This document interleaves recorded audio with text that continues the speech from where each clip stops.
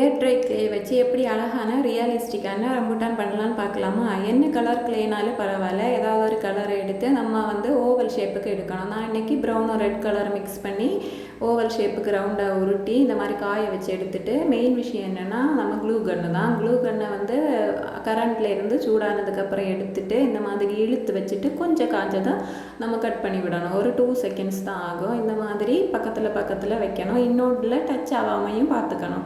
Touch ஆச்சுன்னா அது உருகி ஒன்றோட ஒன்று ஒட்டிடும், நம்ம வைக்க முடியாது. கொஞ்சம் டச் ஆகாத மாதிரி பார்த்து பொறுமையாக பண்ணிட்டோன்னா அழகாக ரெடி ஆகிடும். அப்புறம் இந்த பழுத்த ரம்புட்டானுக்காக நல்ல டார்க் ரெட் கலர் வச்சு நான் அடிச்சிருக்கேன். அப்புறம் கொஞ்சம் பச்சையாக இருக்கிறதுக்கு ஆரஞ்சு கலரும் அப்புறம் ரெட் கலரை மிக்ஸ் பண்ணி கொடுக்கணும். இந்த மாதிரி கொடுத்துட்டு அந்த ரம்புட்டானோட ஹேருக்கு டார்க் ரெட்டு கொடுக்கணும்.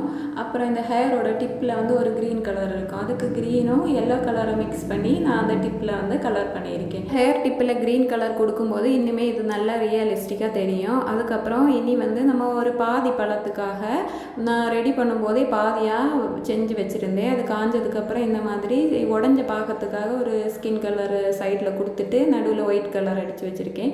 அப்புறம் இந்த ரம்புட்டானோட கம்புக்காக ஒரு நியூஸ் பேப்பரை இந்த மாதிரி உருட்டி எடுத்துகிட்டு அதில் ப்ரௌன் கலர் அடித்து எடுத்திருக்கேன். அப்புறம் ஃபெவிகாலும் தண்ணியை மிக்ஸ் பண்ணி டிஷ்யூ பேப்பர் வச்சு இலையில இந்த மாதிரி அச்சு எடுத்து இந்த மாதிரி இலை ரெடி பண்ணியிருக்கேன். இது காஞ்சதுக்கப்புறம் இதில் க்ரீன் கலர் பண்ணிட்டோன்னா அழகான இலையும் ரெடி ஆகிடும். இனி இந்த பழம் எப்படி ரெடி பண்ணுறது பார்க்கலாமா? அதுக்காக நான் ஒரு ஸ்டீல் ஸ்பூன் எடுத்து அதில் க்ளூ கன்னை நல்லா ஃபில் பண்ணி காஞ்சதுக்கப்புறம் அதை எடுத்து இந்த மாதிரி ஒட்டிட்டா அழகான ரம்புட்டான் ரெடி.